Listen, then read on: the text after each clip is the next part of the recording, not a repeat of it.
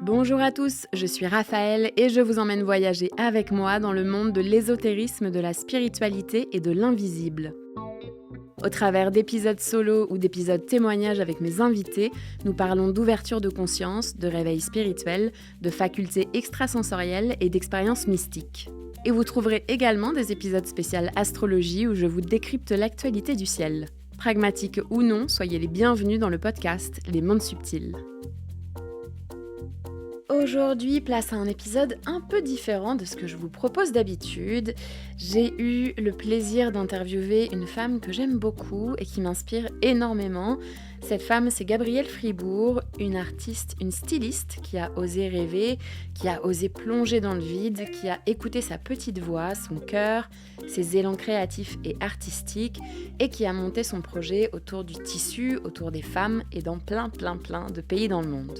Quand je vous dis que cet épisode est différent, c'est que pour moi, Gabrielle fait partie de ces personnes qui vivent leur spiritualité de manière très incarnée, qui suivent tout simplement leur cœur et leur intuition, loin des cartes de tarot et livres de développement personnel, comme quoi il y a plein de manières différentes de se connecter au subtil. En tout cas, j'espère que cet épisode vous inspirera à rester inspiré, vous propulsera à oser, à faire confiance au chuchotement de votre cœur, à croire en vos rêves et leurs réalisations.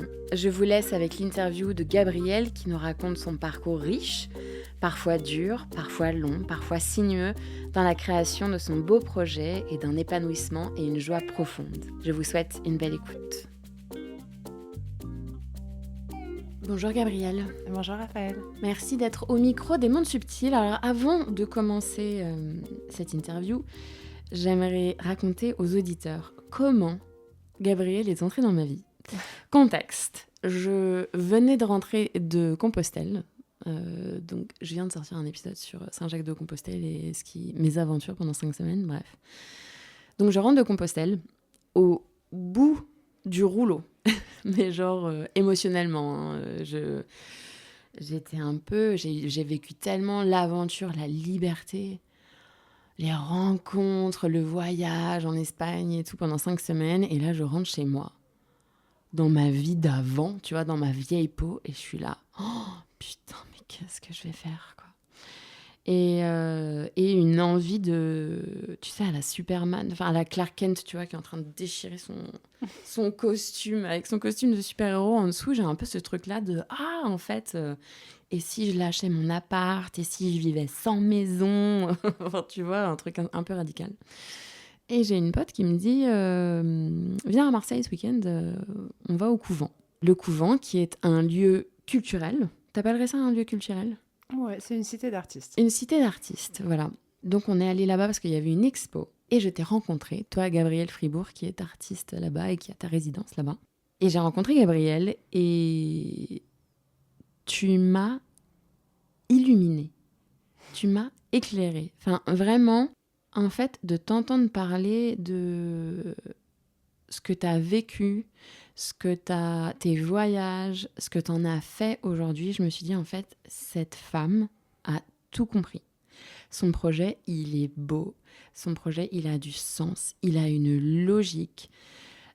Tu parcours le monde pour apprendre des choses. Tu rentres en France, tu le transmets. Et en fait, ça m'a foudroyée, mais dans le bon sens. Et voilà, et on a papoté rapidement ce jour-là. Et il y avait plein d'autres gens qui voulaient un peu de temps avec toi. Donc j'étais un petit peu frustrée. Et c'est vrai que pendant plusieurs semaines, il y avait une petite voix qui me disait « Contacte Gabrielle ». Et voilà, et donc on est là aujourd'hui. Et j'avais très envie que tu racontes ton beau parcours et tes beaux projets aux auditeurs des Mondes Subtils. Donc un grand merci d'être là aujourd'hui. Alors pour commencer, est-ce que tu peux nous raconter comment le stylisme est rentré dans ta vie ? Alors, déjà, j'ai une grand-mère et une maman qui sont des fashion victimes. Ok. Donc, un lien très fort et qui avaient des malles de déguisement chez elles avec leurs anciens vêtements de quand elles étaient jeunes et super rétro. Donc j'ai passé mon enfance à me déguiser avec tous leurs vêtements, leurs chaussures trop grandes, leurs grands chapeaux et leurs sacs super ringards, mais c'était génial. Voilà, et après, quand j'étais peut-être en CM2, c'est vrai qu'on a lu un livre à l'école qui s'appelait Claudine de Lyon. Et ça parlait d'une jeune fille qui travaillait sur un métier à tisser. Donc au moment de la grande époque des soieries de Lyon. Et en fait, ça m'a donné super envie, tout ce parcours où elle travaille avec les tissus, elle devient styliste à la fin. Et ça m'a suivie en fait tout le temps. Il y a cette connexion avec le textile où c'est super fort et comme si ça m'appelait. C'est un petit peu... Ouais, ça a vraiment été là depuis la plus tendre enfance, quoi. Oui. Ok, donc t'as fait une formation stylisme et tu t'es lancée dans le monde du travail. Ouais, c'est ça. Est-ce que tu peux nous raconter un petit peu cette autre vie, entre guillemets, cette ancienne vie que tu avais dans le monde de l'entreprise, etc. Comment tu l'as vécu, tout ça? Oui, bah du coup, je me suis lancée très jeune, en fait, dès que je suis sortie de l'école. Donc, j'avais 22, 23 ans. J'ai commencé à travailler dans le luxe et après dans d'autres boîtes plus de prêt-à-porter. Donc, c'était hyper intéressant mon travail. J'étais vraiment styliste, donc je dessinais des modèles, je choisissais les tissus, je créais des mood boards, donc des planches d'ambiance pour raconter des histoires. Donc, toute cette partie créative était super. Et après, c'est vrai qu'il y avait le cadre de l'entreprise qui était assez rude au niveau humain. En fait, c'était quand tu es créatif, mais dans un cadre d'entreprise, c'est compliqué parce que tu dois à la fois être très force de proposition sur ta créativité, proposer des choses nouvelles, mais en face, tu as quand même des équipes qui cadrent énormément et qui sont sur leurs chiffres et qui sont un peu accrochées à ça et c'est leur métier. Mais du coup, il y a vraiment cette tension à gérer entre la créativité et donc les impératifs du marché, qui au début étaient très stimulants pour moi et c'était même, ça me poussait à la créativité, à trouver des solutions, je trouvais ça intéressant. Mais en fait, c'est vrai qu'au bout d'un moment, peut-être c'est le contexte aussi général de crise qui est arrivé, le textile a quand même pris cher. Et du coup, il y a eu... Tout le monde s'est vraiment tendu sur les chiffres, on était à des virgules près sur les estimations de performance en magasin, sur les objectifs des années à venir. Enfin, ça devenait un peu un cauchemar de chiffres.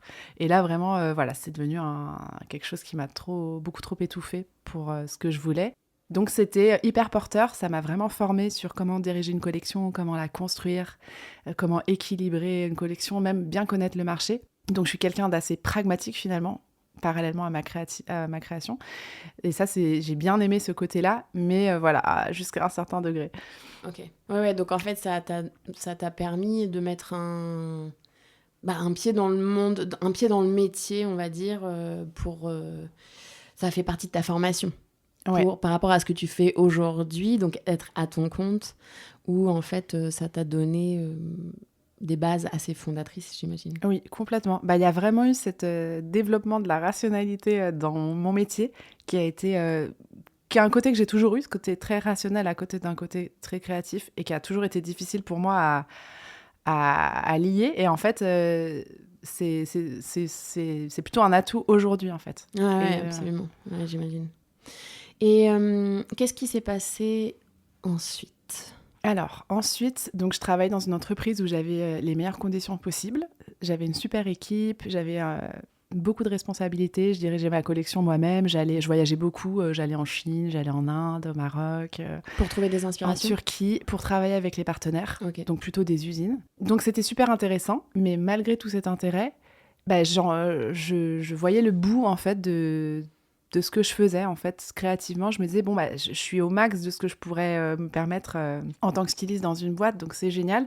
Mais malgré tout, je suis encore très loin du côté artisanal qui, moi, me tenait à cœur depuis mes études.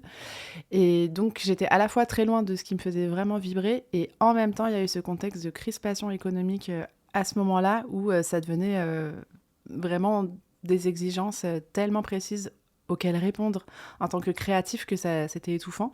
Donc il y a ces deux trucs qui se sont rencontrés et ce qui a fait que c'est devenu invivable. Et de l'autre côté, un peu le questionnement de mais moi je voulais vraiment, je suis complètement à côté de ce que je veux vraiment faire. Ouais. Voilà. Ah, t'as eu une prise de conscience à ce moment-là de est-ce que c'est aligné, quoi ? Ouais, c'est ça. En fait, je crois que je savais depuis toujours que c'était pas aligné, mais je savais pas comment commencer mon projet dans des conditions qui me parlaient. Et du coup, je continuais d'entreprise en entreprise à continuer à faire le max de ce que je pouvais au niveau de ma créativité, tout en gardant une grande sécurité. Je pense qu'il y avait vraiment ça qui était important pour moi, d'être dans un cadre entrepreneurial. C'était vraiment avoir un salaire, être hyper safe dans ma vie. Donc il y avait un peu ces deux trucs qui étaient en contradiction. Voilà. Ouais, mais je pense que c'est de toute façon une énorme problématique. Ce sentiment de sécurité, avoir un CDI, avoir tout ça. Et encore plus quand on a un métier créatif, Ouais, tu vois. totalement. Et c'est marrant parce que j'en parlais à un pote il y a quelques jours où il me parlait de ça. Il me disait, mais oui, mais en fait, tu vois, ma sécurité et tout ça. Et je lui disais, mais en fait, pour moi, la sécurité, c'est une illusion. Les gens, non, mais tu vois, les gens qui sont en CDI, qui sont mariés depuis 30 ans et qui ont une maison, peuvent très bien tout perdre demain, en fait. Oui. Leur mari ou leur femme Oui, les largue, ils doivent vendre la maison, ils sont virés. Ben, en fait, la sécurité c'est vrai. n'existe pas vraiment, quoi. Et en plus, d'une certaine manière, c'est une prison finalement, parce que tu t'enfermes dans des choses qui te rassurent, mais en fait, à tel point que tu finis par étouffer. Ouais. Donc, c'est aussi mortifère qu'une liberté qui est un peu bancale parfois, mais ouais, il y avait vraiment ce truc à la fois rassurant et enfermant, en fait, c'est super dur de trouver un équilibre à ce niveau, je pense, pour tout le monde. Ouais, pour tout le monde. Mais alors toi, par rapport à ton histoire à toi, est-ce que tu sentais que cet étouffement, ça allait crescendo, en fait? Ouais, c'est ça. Et surtout, ça perdait du sens. Donc, au début, j'avais beaucoup de plaisir à être créative. Et en fait, plus ça devenait étriqué, cette marge que j'avais, moins plus tout perdait du sens.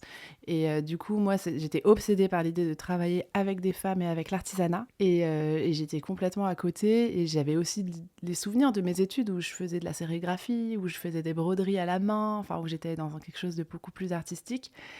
Et voilà, ça devenait invivable d'être à côté de ça. Et en même temps, cette totale ignorance de comment je pouvais mettre ça en place dans ma vie, donc cette peur, cette terreur vraiment de comment de me lancer. Ouais. Ça vient d'où, cette envie de travailler avec des femmes dans l'artisanat? C'est,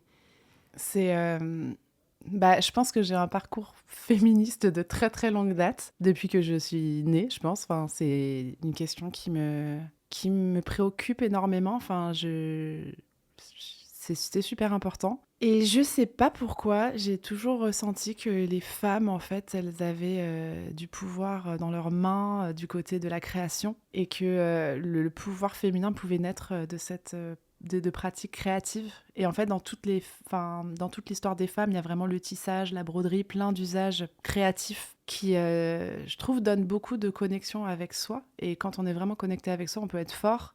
Et donc, j'avais l'intuition que c'était vraiment sur ça qu'on pouvait travailler pour essayer de participer à une émancipation des femmes, même à petite échelle, en fait. Ouais. À travers les mains. Ouais, c'est ça. Et puis à travers aussi des partenariats entre femmes. J'avais vraiment l'idée que, en fait, entre femmes, si on sait s'associer, on peut devenir économiquement autonome. Et donc, ne pas dépendre d'un homme, pouvoir choisir ses conditions de vie. Donc, c'est peut-être une grande illusion, mais en tout cas, mais j'avais vraiment l'impression que ce truc-là, ça pouvait être un levier. Mais j'aime pas trop le mot levier, ça fait un peu marché économique. Mais voilà, j'avais l'impression qu'en s'associant entre femmes, une créative et des femmes qui sont aussi artistes et qui ont un savoir-faire, ça pouvait être magnifique, en fait. Mais ça, et donc ça, c'était en toi, quoi, depuis le début. Ouais. J'aurais du mal à expliquer pourquoi, mais j'avais trop envie de ça. Mais après, bon, on va en parler dans le reste de l'interview, mais moi, c'est ça que j'adore chez toi, et c'est ça qui m'a frappée quand je t'ai rencontrée, et je te l'ai dit juste avant qu'on commence cette interview, c'est que tu as vraiment quelque chose d'extrêmement puissant, d'extrêmement lumineux et de rayonnant. Je ne sais pas si tu te considères comme une personne spirituelle, mais tu dégages vraiment cette force-là. Et c'est marrant parce qu'on vient de faire 10 minutes d'interview et en fait, il y a plein de terminologies que tu emploies qui sont assez frappantes, tu vois, sur le fait d'être aligné, sur le fait que tu te connectais à quelque chose, etc. Mais je pense pas que tu le ressentes comme ça, toi.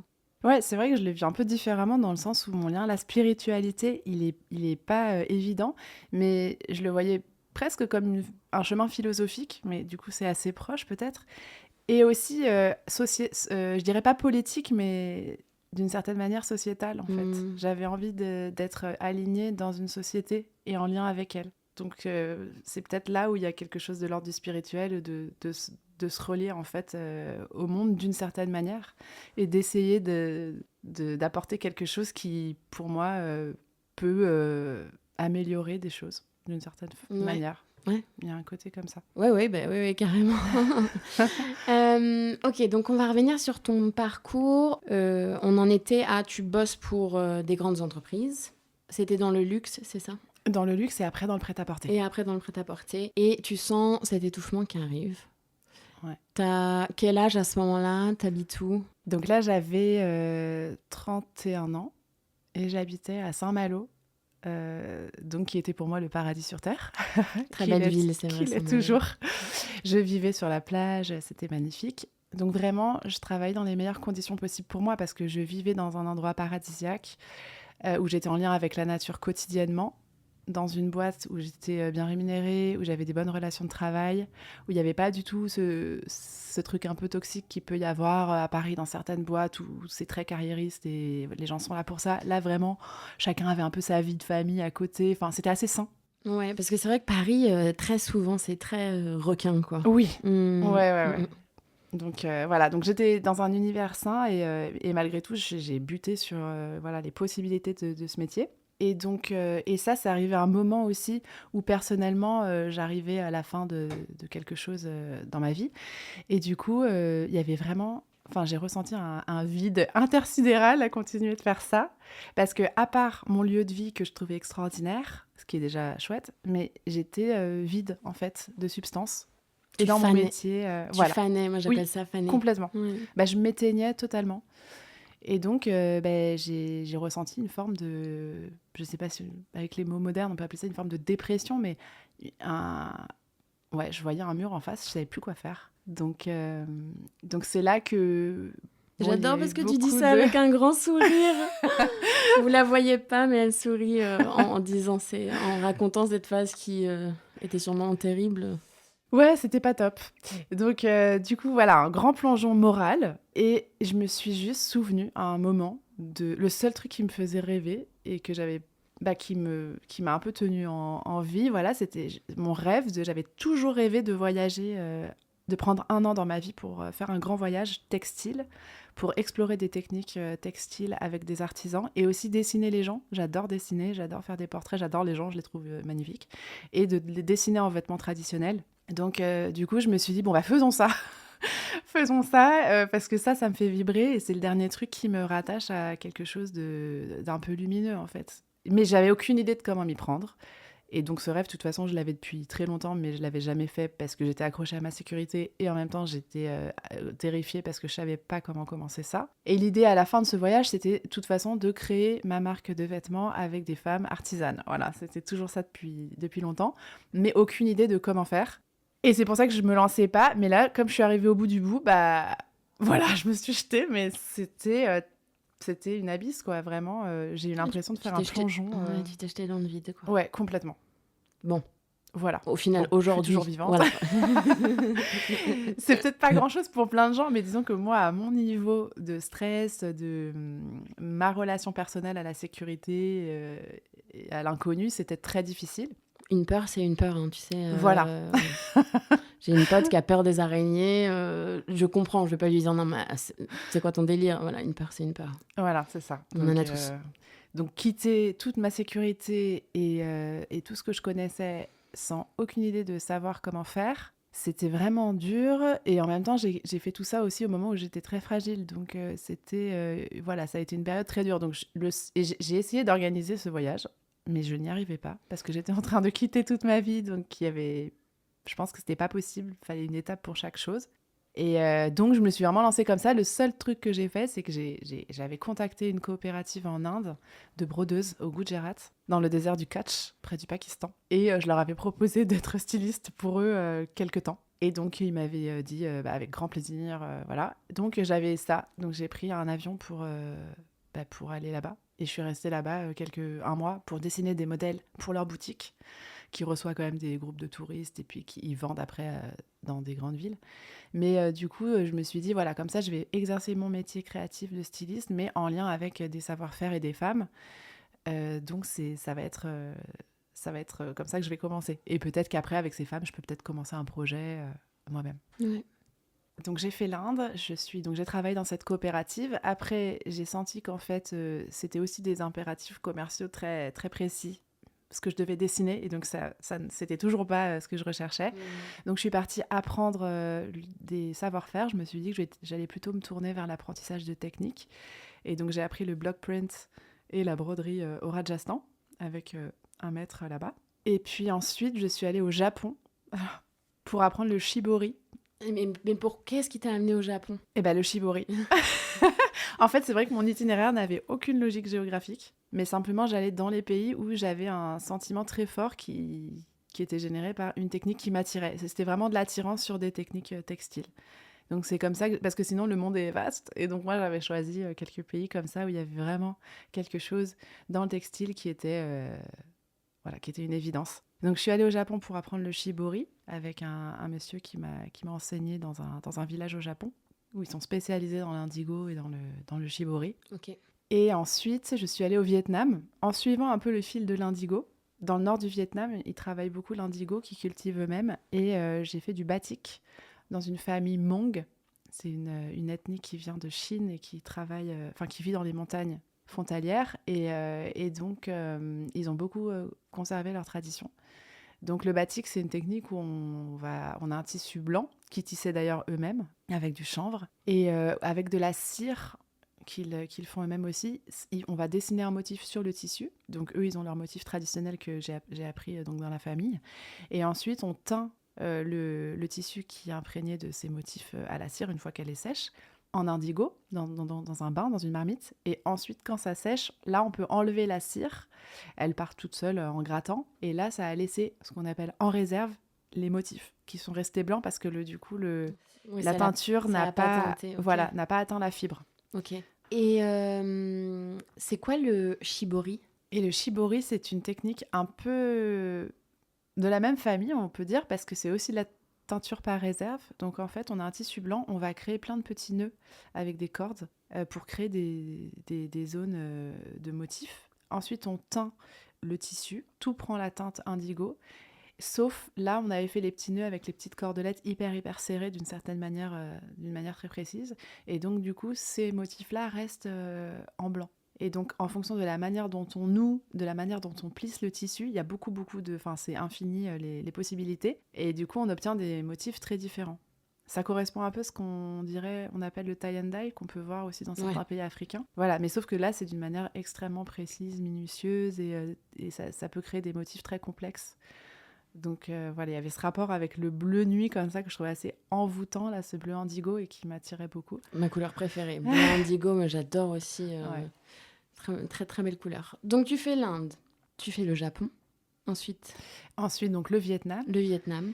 Et ensuite, j'ai été brièvement en Thaïlande, mais bon, pour finir un peu mon voyage, mais en fait, je suis tombée malade là-bas et j'ai dû rentrer en France. Et donc là, je me suis reposée 2 mois en France et je suis repartie d'un bon pied en Amérique centrale, au Guatemala, où j'ai travaillé dans une coopérative de tisserand, Maya. Donc ça, c'était super intéressant. Je dessinais donc les modèles aussi pour la coopérative, mais j'apprenais en même temps avec elle et le tissage et la broderie. Donc je suis restée assez longtemps. J'avais vraiment ma petite vie là-bas, donc c'était super. J'avais loué une maison au mois que je partageais avec d'autres gens. Enfin, c'était vraiment hyper intéressant. Après le Guatemala, j'ai dû sortir pour renouveler mon visa, et donc je suis partie au Mexique en bus, et je suis arrivée au Chiapas, où là j'ai mené des entretiens avec des femmes artisanes, et je faisais en même temps leur portrait. Et donc c'était des entretiens sur leur rapport à la création, et à travers ça leur vie aussi. Et c'était ça qui était assez émouvant, c'est que moi je venais poser beaucoup de questions sur leur pratique créative, mais finalement je me suis rendu compte qu'il y avait plein de choses très personnelles qui ressortaient dans ces échanges, et qui parlaient beaucoup de leur vie dans les villages, dans les communautés, comment ça fonctionne. Donc, c'était assez émouvant, en fait, de tout d'un coup être face à des personnes très ouvertes, finalement, sur leur vie, sur leur expérience. Et donc ça, c'était vraiment très beau. Et au Mexique, j'ai participé à une rencontre de femmes zapatistes dans les montagnes, qui était ouverte exceptionnellement. Donc les zapatistes, ils sont dans des régions autonomes au Mexique qui sont fermées à l'armée même, enfin mexicaine. Et là, ils avaient ouvert exceptionnellement pour faire une rencontre de femmes sur 3 jours. Donc on pouvait y aller et participer aux échanges. Et c'était un moment très très fort parce que vraiment c'était mon premier événement féministe. Et en plus, moi au début, je voulais même pas y aller parce que je me disais non, ça concerne pas le textile, le féminisme, je sais ce que c'est, ça va, je n'ai pas envie. Pas besoin. Voilà, c'est ça, c'est pas dans le sujet. Et en fait, toutes les femmes de la ville de San Cristobal, elles partaient en fait là-bas. Donc la ville se vidait des femmes, quoi. Donc je me suis dit, bon, bah, allons-y. Donc j'y suis allée, mais vraiment le jour même, j'ai pris ma décision. Et voilà, ça a été un grand choc d'arriver là-bas parce que c'était que des femmes. Donc j'avais jamais été dans un monde de femmes uniquement. C'était très agréable, en fait. Il y avait aucune... je ressentais aucune tension. Tous les éléments habituels de la vie d'une femme, je pense, où on est en tension parce qu'on est en vigilance, on regarde autour de soi, on réfléchit à ce qu'on porte. Ben là, toutes ces questions-là n'existaient plus, en fait. Donc on était dans un substrat de féminité où il n'y avait plus toutes ces barrières, toutes ces défenses. C'était assez incroyable comme sentiment. Et après, ça a été assez dur parce que c'était sur le thème de la violence. Et donc, il y a eu beaucoup de témoignages. Il y avait un micro ouvert. Et il y avait un jour qui était dédié à des témoignages spontanés de femmes sur des situations de violence. Donc, c'était très dur. Et en fait, ça ne s'arrêtait plus, ce micro. Du coup, ils ont fait un deuxième jour pour pas dire aux gens, bah non, il n'y a plus de place. Donc, c'était... Voilà, je me suis dit, waouh, j'ai pris conscience à quel point c'était un phénomène... Enfin, je le savais, en fait, mondial, mais c'est tellement... universel, enfin c'était... Ouais, et puis là, j'imagine que cet événement, ça te permet vraiment d'intégrer la portée, en fait, Ouais, mondiale, quoi. exactement. Et puis surtout que c'est un sujet qui te passionne depuis toujours. T'en parlais même en début de cette interview en disant que, en fait, toi, c'est ton kiff, c'est le textile, l'artisanat et le féminisme. Donc, ton projet, comment tu fais pour rassembler ces 3 éléments en un truc? C'est ça. Et c'est ce que tu as réussi à faire aujourd'hui, en tout cas. En tout cas, ouais, c'était très fort exactement pour ces raisons. En plus, les femmes des communautés mexicaines, elles brodaient beaucoup pour des grandes fresques pour expliquer comment fonctionnait le village, quel était l'impact de la mondialisation, comment leur environnement était en danger. Enfin, c'était vraiment fascinant, cette manière de s'exprimer à travers le textile très direct, que j'avais déjà vu au Guatemala et même en Inde, où en fait chaque symbole, évidemment, est en lien avec la spiritualité de chaque population, et aussi c'est des manières de s'exprimer très fortes. D'ailleurs, mon projet qui à la base était de travailler avec des femmes des communautés sur leur tissu, au fur et à mesure du voyage, il perdait un peu son sens, parce que je me disais, mais en fait, c'est leur symbole, en fait. C'est pas, je peux pas m'approprier ça, je peux pas travailler de manière directe avec, en fait, c'est autre chose qu'il faut mettre en place. Donc voilà, en tout cas, tout ça, effectivement, à ce moment-là, c'est complètement matérialisé dans cette rencontre de femmes zapatistes, parce qu'il y avait ce que tu résumais exactement, il y avait l'artisanat, les femmes, il y avait tout ça qui était ensemble, et la création. Et après, je suis retournée au Guatemala, dans la famille qui m'avait enseigné à broder les oiseaux, parce que ça, c'était quelque chose... j'étais venue au Guatemala avec cette idée-là, je connaissais en fait ces broderies qui me fascinaient, et je voulais vraiment apprendre ça. Et donc, je suis retournée dans la famille, et je leur ai proposé qu'on fasse un projet sur cette figure-là. Ok.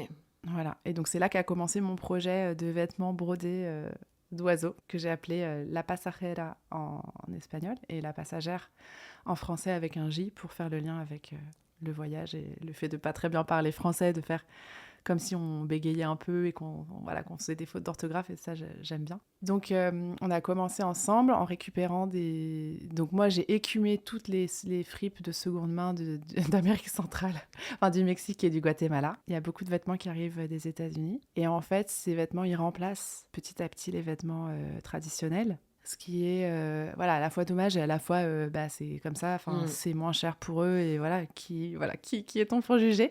Mais je me disais, j'aimerais trop au moins qu'on mette une empreinte en fait sur ces vêtements, une empreinte culturel De là-bas, de ouais. là-bas. Mm. C'est ça. Et donc, du coup, j'ai commencé à dessiner mes oiseaux et en fait, à les broder avec la famille que je connaissais. Et donc, le projet a commencé là-bas. Et donc, ça a été hyper riche, hyper intéressant. Moi, pendant tout ce voyage, je dessinais les gens, j'écrivais aussi sur les rencontres, sur moi, mon ressenti de voyageuse aussi. Et ensuite, après ce projet, j'ai atterri au Brésil pour des raisons un peu différentes, mais il y avait une peintre que j'admirais beaucoup et avec qui j'avais envie de travailler, qui faisait des fresques tropicales, qui me faisait vraiment rêver depuis l'enfance. Et donc, je l'ai rejoint dans son atelier à Rio. Et là, j'ai bossé pour elle. À ce moment-là, il y a eu le Covid, donc moi, j'ai trouvé un petit travail comment ça s'appelle, de workaway, enfin de woofing. De woofing, ouais. Voilà, dans une ferme, en fait, dans la forêt. Et donc, j'avais ma petite cabane où je vivais là-bas, entourée de plantes. Ça, c'est ton Covid. Ah oui. Il y a pire. Bah, c'est fun, quoi. Ouais. Non, j'avais vraiment ressenti ce besoin d'être dans la nature très vite. Et donc, j'ai trouvé ce truc in extremis. Voilà, c'est la seule personne qui a accepté de me recevoir à ce moment-là. Parce que tout fermait, évidemment. Et là, du coup, j'avais plus personne à dessiner. Donc, j'ai commencé à dessiner les plantes. Et en fait, je devenais un peu... spirituelle, on va dire, j'allais dire un peu folle, mais non. Et j'avais vraiment ressenti quelque chose de fort en étant dans la forêt. Enfin, je ressentais vraiment des énergies. J'étais vachement nourrie. J'étais en pleine santé. J'avais énormément d'énergie. Et j'ai commencé à broder aussi mes vêtements des plantes qui m'entouraient en me disant, mais voilà, si je repars mais imprégnée de cet univers, et un peu comme des talismans que ça soit autour de moi. Donc voilà, donc mon voyage s'est terminé là, et puis au bout de quelques mois, je me suis dit, bon là, je vais rentrer en France. Putain, le bouquet final, quoi. Bah, en fait, je trouve ça dingue. Désolée, c'est ma lecture, mais je trouve ça dingue que... Bah, tu vas pas bien, ok, tu fanes. Parce que, en fait, pour moi, ma lecture que j'ai... moi qui suis à fond donc, dans la spiritualité, tu as écouté mon podcast, mais... pour moi, c'est ton âme qui est pas épanouie, en fait, tu vois. Et donc, on fane à l'intérieur, quoi. Quand on n'arrive pas à exprimer qui on est, ou notre créativité, ou cette liberté d'être. Donc, tu te jettes dans le vide, tu pars faire ce voyage. Et le bouquet final, la finalité de ton voyage, pendant le Covid, tu es au Brésil en train de te reconnecter aux éléments et à les faire descendre dans la matière, dans le sens où c'est le même processus que quand on a une idée ou une intuition ou une vision, en fait, tu le fais descendre dans la matière. C'est-à-dire que tu le dessines, tu le brodes, tu le couds. Enfin, c'est exactement ce que tu fais, en fait. Totalement. Donc ouais, moi, je trouve ça ouf, ton parcours, je trouve ça génial. Et j'aimerais juste faire parler de... Justement, ton ouverture à cette spiritualité pendant ce et ces voyages, quand on s'est rencontrés la toute première fois, tu as employé ce terme que je ne connaissais pas, qui est la cosmovision. Et je trouvais ça génial parce qu'en fait, il veut tout dire, mais j'aimerais quand même que tu l'expliques. Qu'est-ce que tu as appris pendant ces voyages par rapport aux femmes et leur spiritualité? Comment elles se connectent au divin et à cette cosmovision? Est-ce que tu peux nous parler un petit peu de ça? Ouais, donc le terme cosmovision, moi en fait je l'ai traduit en français comme ça parce qu'en espagnol c'est cosmovisión. Et donc je l'ai entendu au Guatemala pour parler, c'est les femmes qui parlaient des huipil, donc c'est leur blouse traditionnelle qu'elles tissent elles-mêmes et qui sont aussi le reflet de leur lien à la cosmovision. Donc j'imagine, sans être une experte, la manière de se situer dans l'univers par rapport à toute la mythologie maya, tout ce qui est emblématique de cette culture spirituelle que moi je connais assez mal. Mais du coup, il y avait vraiment ça m'a vraiment marqué j'ai l'impression que toutes ces manières même en Inde, en fait, le fait de broder des choses pour les enfants, des talismans qui éloignent le mauvais œil, qui éloignent les maladies. Et ce lien avec la spiritualité qui imprègne quotidiennement en fait tous les gestes de chaque femme et qui donne beaucoup de force en fait. J'avais l'impression que c'était un lien à la spiritualité mais aussi aux racines en fait. Et c'est ça que j'ai trouvé assez fascinant, je pense, dans mes voyages. C'était le lien qu'il y avait entre une culture, ses racines, d'où ça vient, ses origines, et en fait le lien aussi céleste au divin et comment tout ça se rejoint dans la création. Dans la matière, en dans la fait. matière. Dans le textile. Ouais, exactement. Ouais. Et c'est vrai que c'est intéressant que tu dises ce mot parce que, en fait, moi, enfin, je réfléchis beaucoup, mais j'adore faire des choses, que tout existe, en fait, que ce soit du tangible. Et donc, c'est vrai que c'est dans tous les projets que je mène, c'est une manière, effectivement, peut-être de faire exister des choses invisibles, mais dans le tangible, dans le visuel, et de le partager, de le communiquer aussi. Oui, parce qu'il y a cet aspect-là aussi, cette dimension-là qui est, me semble-t-il, extrêmement importante pour toi. Justement, c'est ce lien à l'humain. Ouais. Et ce partage, c'est ce que tu m'as dit quand on a échangé pour la première fois. C'est en fait, je sais plus comment tu me l'as dit. Tu m'as dit en fait, quand on travaille ensemble, il y a un truc humain. On se connecte avec des gens sans même avoir besoin de parler. Ah, exactement. Bah, j'ai l'impression, quand je vois par exemple des musiciens qui viennent de plein d'autres pays et qui se mettent à jouer ensemble, à improviser, et en fait ils parlent un langage universel sans connaître les mots des uns et des autres. De cette manière, moi j'ai l'impression, enfin j'adore quand je crée des projets avec des femmes, que ce soit des communautés dans d'autres pays ou même à Marseille, dans des centres sociaux, en fait ça m'arrive d'intervenir et de donner des ateliers avec des femmes. En fait j'aime trop parce qu'en fait on n'a pas besoin des mots pour échanger. Et même, ce serait même... Ce qu'on vit, c'est autre chose, en fait. Moi, j'aime bien transmettre des idées, des choses, ou en recevoir. Et en fait, à partir de la création, c'est vraiment pour moi une rencontre, un lieu de rencontre. Et c'est vrai que ce lien humain, j'ai l'impression... Pour moi, c'est une belle manière de le vivre, plutôt que dans des discours ou... du verbal. Je trouve qu'on est très dans le verbal dans notre époque, même si on est aussi dans l'image. Mais on a toujours cette manière, peut-être en Occident, de verbaliser tout, les échanges. Et moi, j'ai l'impression qu'il y a des choses intuitives, des fois, dans les échanges entre êtres humains qui peuvent exister autrement, Ouais, à absolument. travers voilà, tous les arts, en fait, la danse, le chant, la musique et la création textile. En fait, c'est un lieu où on peut vraiment se rejoindre. Donc, c'est ça que je trouve très vibrant, en fait, aussi. Ouais. Donc, tu finis ton voyage initiatique, hein, j'ai envie de dire. C'est C'est un ça. peu en mode Gabriel, reconnecte-toi à la vie, Mhm.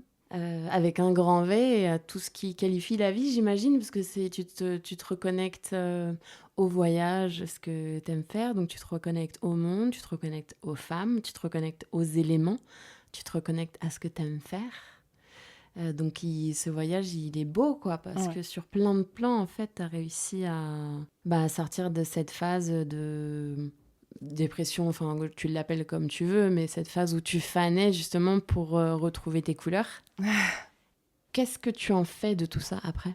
Donc, je suis rentrée en France. J'ai ressenti le besoin de m'installer dans une ville où je sentais une vibration, où je sentais qu'il y avait des brassages de population, des arrivées et des départs. Marseille. Marseille incarnait un peu tout ça. C'est clair. Voilà, donc je me suis installée là avec l'idée de faire perdurer les échanges que j'avais déjà créés au Guatemala, donc ce projet de mode. Et donc je me suis installée vraiment comme ça. J'ai trouvé un atelier merveilleux où c'est un plaisir de créer et de continuer mes projets. Et en fait, à Marseille, j'ai aussi commencé à enseigner.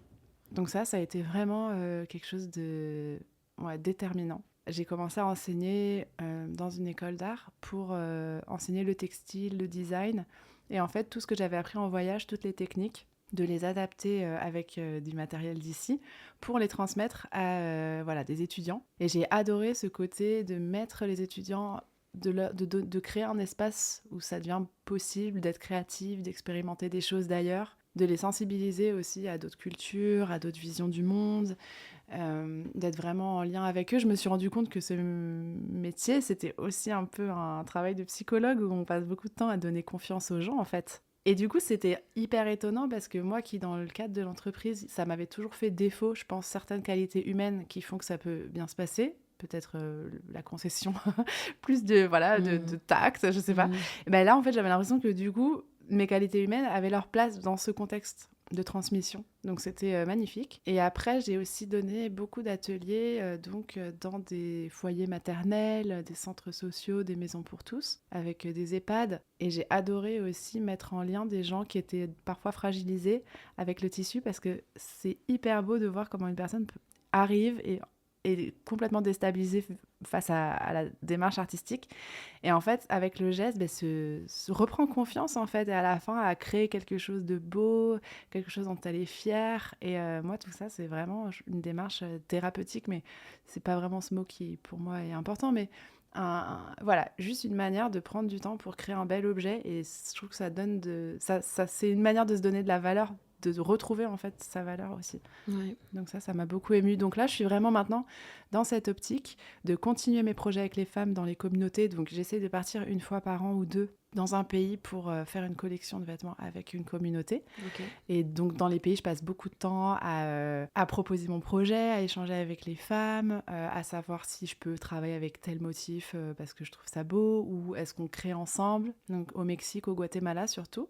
Ça, c'était super intéressant. J'ai donné aussi des cours de design de mode dans un village au Yucatan, vraiment tout petit. Génial, non, mais génial. Voilà, et j'avais même un interprète qui traduisait d'espagnol en langue maya yucatèque, parce qu'en fait, les femmes de la communauté, elles parlaient pas toutes espagnol. Mais elles avaient envie d'apprendre des choses pour savoir comment commercialiser leurs produits en ville. Et en même temps, moi, je leur ai demandé si elles pouvaient faire des broderies pour moi. Donc, on a eu cet échange, c'était magnifique. Et au Guatemala aussi, dans les communautés, j'ai passé beaucoup de temps à expliquer mon projet, à comprendre leurs attentes aussi, de la manière dont elles voulaient travailler. Donc vraiment, c'est des choses qui sont en co-création, et ça, j'adore. Donc il y a voilà, cette partie-là que je fais à l'étranger, et la partie que je fais à Marseille, où je suis en lien plutôt soit avec des étudiants, soit avec des gens qui veulent apprendre et à qui ça fait du bien. Ouais, tu transmets et puis tu fais tes créations aussi. Ouais, Ouais. exactement. Et tu fais ta BD aussi. Voilà, et donc pendant tout ce temps, j'avais dessiné, j'avais fait un carnet de voyage en dessinant les gens, en dessinant tout le monde, en prenant des notes, un journal de bord. Et là, sous forme de BD, ça a été l'occasion de raconter tout mon voyage en un ouvrage. Et ça, je l'ai fait en rentrant à Marseille, d'après mes souvenirs, et c'était une manière de récupérer un peu les petites parties de moi-même que j'avais éparpillées dans chaque pays, et de mettre tout ça... voilà, de formaliser ça sur papier pour me dire, bon, ça existait, ça avait un sens, parce que j'étais un peu perdue en arrivant à Marseille, en ayant vécu tout ça, géographiquement, j'étais plus chez moi, nulle part, donc c'était très dur. Oui, puis ce que tu me disais aussi quand on a échangé avant de faire l'interview, c'est que tu me disais, en fait, tu étais dans un tel état de... J'ai envie de dire faiblesse, mais c'est pas vrai, tu étais en perdition, quoi. Et tu m'as dit, en fait, j'ai l'impression que mon voyage, c'était mais n'importe quoi. Et c'est vrai, t'as ressenti ça comme ça? Ouais, en fait, tout ce voyage, j'allais quand même de désillusion en illusion, parce en désillusion, au début surtout, parce que tout ce qu'on a dans la tête en tant plus qu'occidental, vivant dans un type de société, tout s'écroulait en fait au fur et à mesure. Je voulais travailler comme designer dans une coopérative. Je me rendais compte qu'en fait, ça avait des limites créatives pour moi aussi, que je pouvais pas de toute façon vivre ad vitam dans un petit village. Je peux pas, quoi. Même en tant que femme, je pouvais pas sortir le soir. Enfin, de toute façon, il n'y a rien à faire, mais voilà, c'était trop enfermant. Après, apprendre un métier d'artisanat, je me rendais compte que j'avais pas envie de faire ça non plus toute la journée. Enfin, j'adore broder, j'adore tout, mais je me vois pas non plus artisan d'art à faire des salons prestigieux. Enfin, c'est pas mon truc. Donc, il y avait beaucoup de désillusions, il y avait énormément de doutes. Enfin, c'était... Ah voilà, et puis aussi, je m'y prenais n'importe comment au début, parce que je savais pas voyager, en fait. Et je sais peut-être toujours pas, mais en fait, j'y allais, je restais trop peu aux endroits, j'allais d'un endroit à l'autre, je prenais des avions, enfin... C'était décousu, on peut le dire. Et en fait, ça le semblait, mais finalement, faire cette BD, ça m'a permis de remettre une sorte de chronologie, on en parlait, un sens. Et je me suis rendu compte que voilà, chacun de ces voyages, en fait, ça a été un élément, finalement, dans la construction de mon projet et actuellement, qui m'a permis d'aboutir actuellement à ce que je fais et qui me rend heureuse, en fait. Donc, voilà. Non, mais t'as écouté ton cœur au final, tu vois. Je pense que ton cœur, ton âme t'appelait à libère-toi, voyage, respire, rencontre, etc. Et tu vois ce que tu me disais par rapport à... En fait, j'ai eu beaucoup de désillusions, etc. Mais c'est juste de la déconstruction. Ouais. Parce que le truc, c'est que comment est-ce que tu construis un projet comme tu l'as fait ? Parce que ton projet, il est génial. Il est intelligent, il a du sens, il a une logique. Tu vois, où en fait tu pars à la rencontre de communautés, où tu apprends une technique, tu rentres en France, tu la transmets. En fait, il y a il y a un cercle, enfin, tu vois, il y a une logique, quoi. Ouais. Et d'ailleurs, j'adore le nom, la passagère, parce qu'au final, il y a vraiment cette idée de transmission. C'est quelque chose que tu fais avec les mains. Les mains, c'est la transmission aussi. Bref, je me perds, mais en gros, tu as écouté ton cœur, c'est ça que je disais. Et ces désillusions, c'est pour moi c'est déconstruire pour mieux construire. Mm. Tu vois, c'est en mode, ok, là je suis au point A, ça c'est mon point B, ça c'est mon objectif. Comment j'y parviens? Ça peut pas être une ligne droite en fait. Il faut tester plein de trucs et ajuster. Et c'est exactement ce que tu as fait. En fait, bah, c'est ça que je veux faire. Tu testes. Bah non, ça me convient pas pour telle et telle et telle raison. Bah maintenant tu sais. Mm. Et je pense que chaque projet se fait comme ça, tu vois. Et toi, tu as eu le courage d'oser. Et je pense que bah finalement, elle est là toute la différence entre les gens qui réussissent, entre guillemets. Ma définition de la réussite, c'est l'épanouissement. Mhm. Les gens qui réussissent à être dans cet épanouissement, c'est les gens qui osent et les gens qui ont confiance, Mm.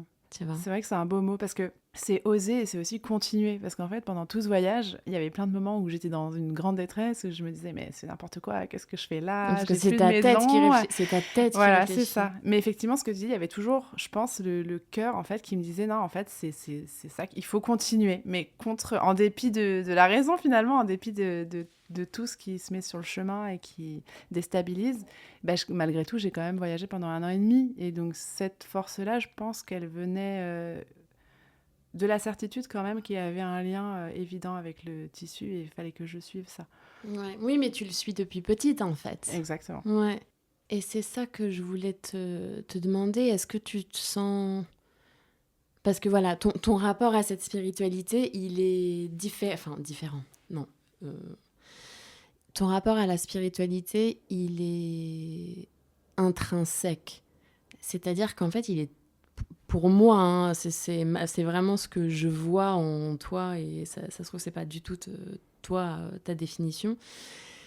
Mais c'est que c'est tellement intrinsèque chez toi, c'est tellement naturel qu'en fait, tu le captes même pas, tu vois ce que je veux dire? Et je trouve ça génial, mais est-ce que tu t'es sentie guidée par une force? Ou alors, tu vois, j'adore cette expression, avoir une bonne étoile, Mhm.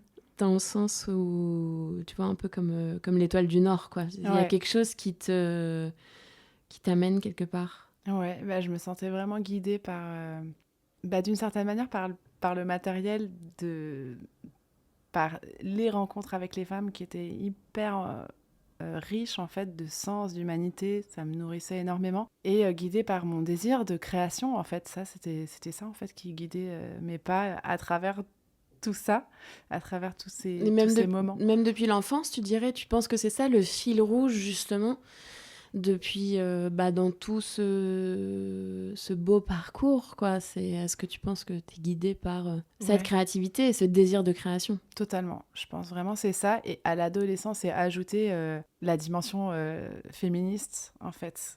Et tout ça, j'ai l'impression que côte à côte, la création et le féminisme travaillent en moi et m'amènent à traverser les choses que je traverse. T'as envie de quoi aujourd'hui? Le futur, est-ce que tu as de nouveaux projets? Est-ce que, tu vois, où est-ce que tu as envie d'amener ton projet? Là, j'ai envie de continuer les projets que j'ai commencés avec les femmes au Mexique et au Guatemala et j'ai envie de rencontrer des nouvelles communautés de femmes dans d'autres pays. Je rêverais en fait à terme d'avoir un projet de vêtements qui soit riche de plein de cultures différentes et que chaque collection ce soit l'occasion de créer des liens avec des communautés. Donc j'aimerais trop, là je vais aller l'année prochaine en Gambie pour une résidence aussi. Donc j'ai envie de travailler là-bas avec l'indigo, avec des femmes qui travaillent ça. Alors il y a aussi des hommes qui travaillent l'indigo et Ils seront acceptés ils dans ton seront cercle. acceptés. Non voilà, c'est pas exclusif, mais du coup voilà, j'ai envie de continuer là ce qui est en train de se mettre en place. Continuer de dessiner les gens, de travailler avec eux, d'avoir des ateliers créatifs avec des gens qui sont parfois un peu fragilisés par la vie, et à qui ça peut donner de la force en fait de se connecter à la créativité à travers le textile. Donc je pense que ça va aller dans ce sens-là. Toi qui fanais, est-ce que tu te sens épanouie aujourd'hui? Oui, ouais, vraiment. Et ça me fait bizarre de le dire parce que ça a mis tellement de temps à arriver. Mais Rome ne s'est pas construite en un jour. voilà. Donc, parce qu'on a beaucoup de success stories à la clé, quoi, hein, dans notre monde, en montrant des choses éclatantes, des gens qui réussissent, qui traversent des périodes difficiles. Mais en fait, quand on voit des films comme ça, c'est pas très long, en fait. Et en fait, voilà, les chemins, ils sont très longs à construire. Il y a des gens qui arrivent peut-être plus vite. Je suis ravie pour eux. Mais voilà, c'est un chemin très long. Non, mais vraiment, je leur souhaite. Mais voilà, il y a des... Oui, mais solide. Ça peut prendre du temps. Oui, mais solide. Voilà. Pour moi, plus ça prend du temps, plus... Peut-être. Ouais. Plus, tu vois, t'as une... Bah, t'as des bases solides, en fait, parce que t'es sûre de ce que tu fais, parce que t'as testé plein d'autres trucs, tu vois. C'est vrai, et ouais, c'est vrai que, en fait, faire des... J'aime beaucoup, il y a un symbole maya qui est un zigzag comme ça, et qui représente à la fois le serpent, qui est un animal sacré très important. Enfin, je dis animal sacré, c'est pas du tout la terminologie maya, mais... Et ça aussi, ça représente le chemin de la vie, qui fait des détours. Mais en fait, t'arrives toujours au bon endroit. C'est un peu ça, la philosophie. Et du coup, ça m'avait vraiment beaucoup parlé. Donc, voilà. Là, c'est vrai que je trouve que en termes d'alignement, il y a des choses qui commencent à être posées. Et ça me permet d'avancer plus sereinement maintenant, avec des bases qui sont importantes pour moi. Et donc, il n'y a plus qu'à continuer. Voilà. C'est fini pour aujourd'hui. J'espère que cet épisode avec Gabrielle vous a plu, vous a inspiré. Vous pouvez la retrouver sur son site internet et sur sa page Instagram. Je vous mets les liens dans les notes de l'épisode. Vous pourrez voir ses créations pour la marque La Passagère, ainsi que vous renseigner si vous souhaitez participer à ses ateliers en présentiel sur Marseille. Le podcast Les Mondes Subtils est disponible sur Apple Podcast et Spotify. N'hésitez pas à vous abonner sur votre plateforme d'écoute, à laisser des commentaires, des étoiles, à suivre le podcast sur Instagram et Facebook et à le partager à vos amis. Ça l'aidera à grandir et à être plus visible pour les âmes en quête de réponses. Vous pouvez aussi vous abonner à la newsletter pour être tenu au courant des nouvelles sorties d'épisodes, mais aussi pour être averti de mes interviews à venir si jamais vous avez envie de poser des questions à mes invités. Tous les liens sont accessibles dans les notes de l'épisode. Je voudrais remercier plusieurs personnes sans qui ce projet n'aurait pas pu voir le jour. Merci à tous les invités pour leur temps et leur confiance. Un grand merci à ma chou, ma sœur de cœur, Alix de Crécy, de m'avoir poussé à aller au bout de cette idée podcast et de m'avoir accompagnée dans le monde de la stratégie digitale. Un grand merci au brillantissime directeur artistique Éric de Crécy pour cette sublime création visuelle. Merci à ma présidente Stéphanie Loubet pour sa présence et son oreille infaillible. Merci à ma sirène Marie Sala pour son soutien et son amour. Et enfin, un grand merci à Marie Krangévic, Mamouchka, de toujours me suivre dans mes aventures folles. Je vous embrasse et je vous dis à bientôt pour de nouveaux épisodes.